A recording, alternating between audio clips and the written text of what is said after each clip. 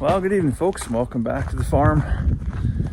It's 9:30 at night, and I'm just getting started on chores. If you watch for any length of time, you know that's not that abnormal, but here we are. I actually just came in this disaster that I call a shop, looking for some baler twine, which not in here. I'm gonna have to look somewhere else.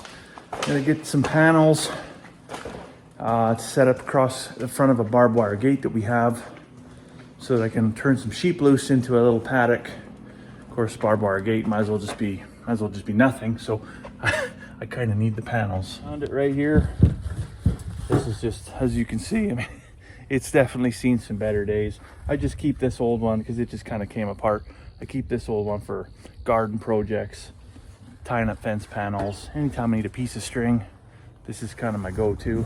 So this field right here, this is 26-acre field. We call this the northwest quarter, and adjacent to the northwest quarter, we've got, you can see where the sheep are right now. That's the dugout pasture.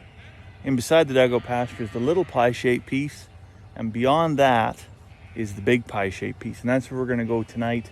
Last year at this time, there wasn't a lick of grass in here. And in the dugout and the little pie-shaped piece, the sheep had grazed that down flat as a pool table. And we were completely out of grass. So I kind of forced my hand. It was a good thing.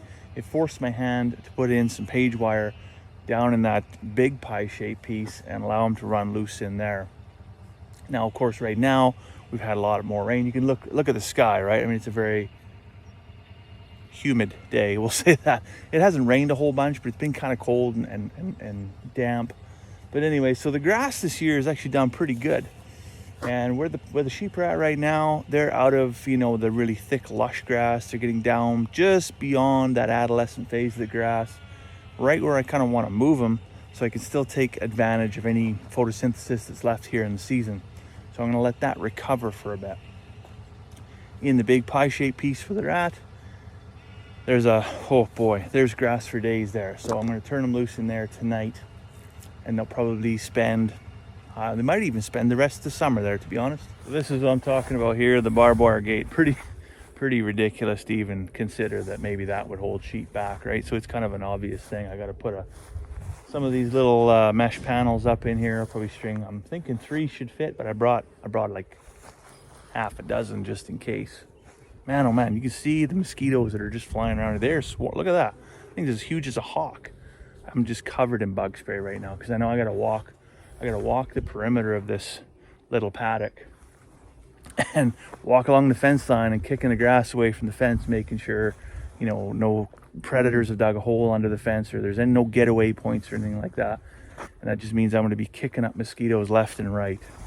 So now I got my gate all tied up. I'm down here in what we call this the corrals, but it's not really much for corrals. I mean, they're big open pen here. There's a round pen there that the bulls were rubbing on. Thundered a bunch of boards, but there are 2 distinct pens that we can use for sorting and handling, as well as a bit of an alleyway here, which again, it's 40 years old, but it's what we got to work with. And I was pretty excited when I come down because one of those panels actually fits just perfectly in the alleyway. So there's a gate that will close behind that, and I'll just tie that panel to the gate, and no sheep will be off to the lake. That'll be handy. But yeah, the long trudge through the long grass here, see if we can't stir up some mosquitoes. Check and make sure there's no holes in the fence. It's kind of funny too, because I always consider this stuff right in the corrals here kind of as free grass. The first year we had sheep, we only had 5, and actually run them in here for the better part of probably like 3-4 months. We ran them in here, and this is all they had to eat. They chewed this up because we just didn't have fencing that would keep them in. Well, in fact, this fencing didn't even keep them in anyways, but this is what we had to work with, and we've expanded significantly since then. So now, you know, we don't really do much with this, and it's just kind of nice to turn the sheep loose in here.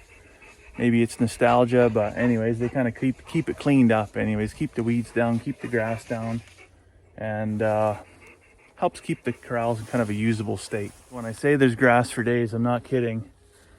This is the heads of the grass, sitting at probably 5.5 feet tall. I'm 6'4", and it's right there, so lots of grass. Now really right here is the area I was most concerned with. So flowing kitty corner across the farm here, we have an ephemeral draw. So the spring milk comes through here and we get any kind of heavy rainfall in the summer, it'll do the same thing. and it'll shoot right through here, and it kind of chews away the dirt. So last year I come and did some patching with some old pieces of pallet or whatever, just to kind of hold it up. But I haven't been down here to see how it held up after the big melt.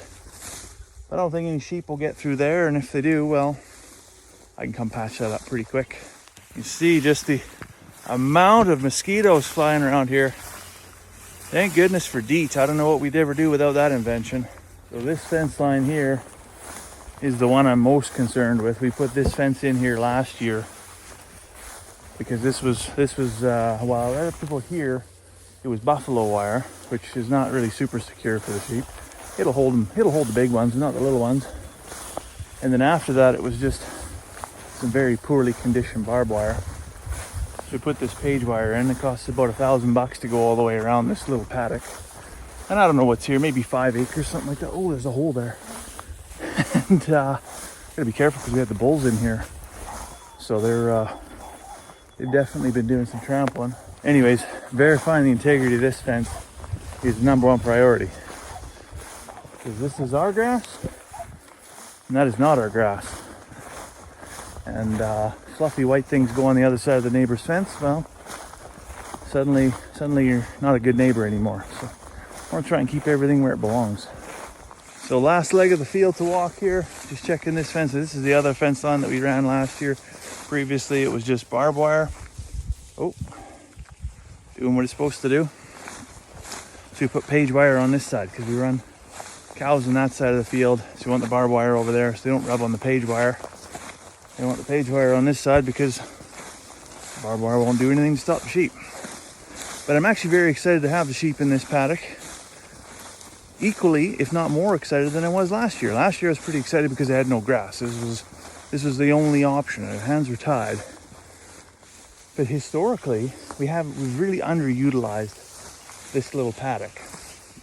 And we've always thought, well, you know, the following spring, oh, we're gonna have to burn this field off. It's just so full of dead, dry stands, and what a waste, right? What an absolute waste. And it's really kind of sinful to see land just go unused. Right? There's all this energy being used, all this green, you know, all this photosynthesis, all this magical carbon capture happening. Why would we not want to use it? So now we can. So I'm pretty excited about it. Now you can see here, on aside from the swarm of mosquitoes, but you can see here where the round pen is, where the bulls have knocked the boards out. So I have this love-hate relationship with cattle. Like the taste, but they rub on stuff and they just wreck everything. Absolutely unbelievable. Sheep will get out, but they won't really wreck too much stuff. Whereas cows, if they get it in their head that, oh, I just have an itch, do this, and then suddenly everything you work for is flat as a pancake. Bunch of assholes.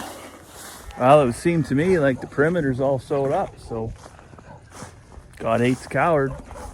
Might as well call some sheep over.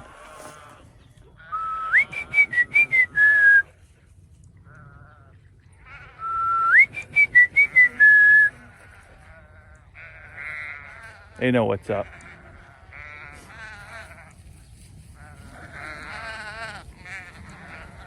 Who's first? Kylie, Selma, Zoe, Duchess. They're on it. Come on, girls. Go get you some tasty grass. Oh man, look how good those lambs look. Man. Oh, that's what we like to see. Just watch them go. Go frolic. They all came back as soon as I walked away. Like 5 acres of lush green grass just wasn't good enough for them. Get out of here. Go get some snacks.